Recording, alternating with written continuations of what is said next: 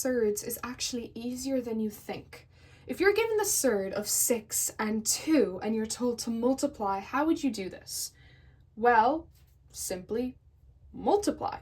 6 and 2, well, that gives us 12. Now, if you watched the last video, the surd of 12, that can be broken down because it has multiples that can be broken down. And two multiples that give us 12, one is a perfect number and one is not, well, that's 4 and 3. That 4 can be broken down into 2 because it's a perfect number, and that 3 can just be left alone because it is irrational. And that's our answer. But sometimes they can bring in irrational and rational numbers when multiplying with surds, and it'll look something like this.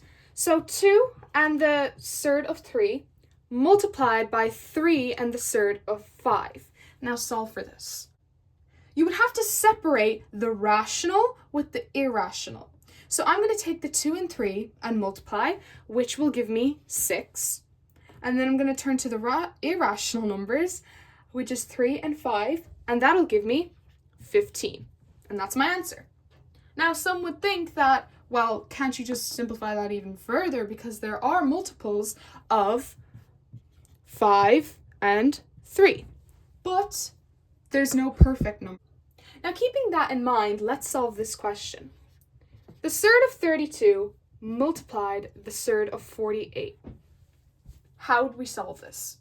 Well, firstly, and clearly, these two surds can be broken down. This 32, well, two multiples, that when multiplied will give us 32, one a perfect square and one not, would be 16 and 2.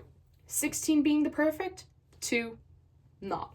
Multiplied by 48, the exact same goes, would be 16 and 3. These 16s can be broken down into 4, and we leave the 2, 4, and surd of 3. Now, we do the exact same that we did in the last question. Rational with rational, irrational with irrational. So I keep the two 4s and I multiply, which will give me 16. And the irrationals of 2 and 3, I multiply, and that will give me 6. And there's no way for me to simplify this any further. It's at its simplest form. Now, this question is a little more interesting. Of 2 and the surd of 5, take 3, and this is all multiplied by 2 surd of 5 plus 3. How do we solve this? This is no different to how you would solve it like you would in algebra. You take the first term from the first bracket and multiply it by the second bracket, and then you take the second term from the first bracket and multiply it by the second bracket. So let's do that. 2 surd of 5 multiplied by all the second bracket, which is 2 surd of 5 plus 3. I take the second term minus 3, don't forget the minus, multiplied by 2 surd of 5 plus 3. Now, keeping that in mind, we keep the rational with the rational and the irrational with the irrational. So 2, 2, they are rational numbers. So 2 times 2 is 4. Well, the 5s, they are both irrational numbers and they can be multiplied. So that will give me 25. Now I take 2 and the surd of 5, multiply it by 3. Well, I can't multiply all of this by 3 because 3 is rational. So I'll multiply 3 by 2, rationals with the rationals, which will give me 6. But since the surd of 5 is there, I'll have to bring it with the 6. All I've done was I took the two rational numbers and I multiplied while also kind of dragging along the irrational number because I can't leave it behind. Now we turn to the second bracket.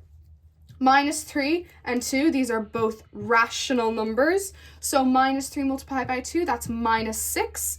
And we have the irrational number of 5, and we have to keep it along. So then I take the rational number of minus 3 and multiply it by 3, which is rational, and that will give me minus 9. Now, we'll look at this these two terms, they both cancel out. So 4 and the surd of 25, this can simply be broken down into 5. So let's do that to make it a little easier. And then minus 9 will bring that over. So 4 multiplied by 5, that's 20. And we bring the 9 along. 20 take 9, that is 11. And that's the question solved. So for our last question, we are given 2 minus surd of 3 and 4 plus 2, which has the surd of 3. And we're told to multiply this out. Now, quick thing that I would like to point out is this surd of 3 is left by itself. But we must remember, okay, with any surd, there is always a number in front of it. So there's always a 1 in front of any surd. This is kind of similar to the whole every number is all over 1. The same applies for surds, that there's always the number 1 in front of a surd. So we look at our first term in our first bracket and we multiply it by the second bracket. So I'll take 2 and multiply it by 4 plus 2 and the surd of 3.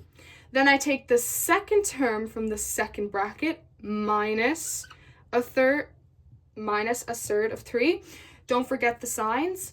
And I multiply it by all of the second bracket, which is 4 plus 2 and the surd of 3. And now I take the rational with the rational and the irrational with the irrational. So 2 and 4, they're both rational numbers, so I can multiply them. That'll give us 8 plus 2 multiplied by 2 and surd of 3. This is a rational number, 3 is not. So I multiply both of these, that will give me 4, and I have to bring over the 3. Don't ever multiply this irrational with the rational. Then we move on with minus the surd of 3 multiplied by 4. That will just give us minus 4 and a third. 2, so we have to bring the 2 over. We can multiply this by the 3 because it's irrational, and we multiply the rationals together, which will give us 9. But it's not a plus, it's a minus, because a minus by a plus gives us a minus. Now, as we can see, these two cancel out, and not always will the two middle terms cancel out. Now we have 8 minus 2 surd of 9. Well, that simply just cuts down to 3, and we multiply that by the 2, so 8 take 6, which will give us 2.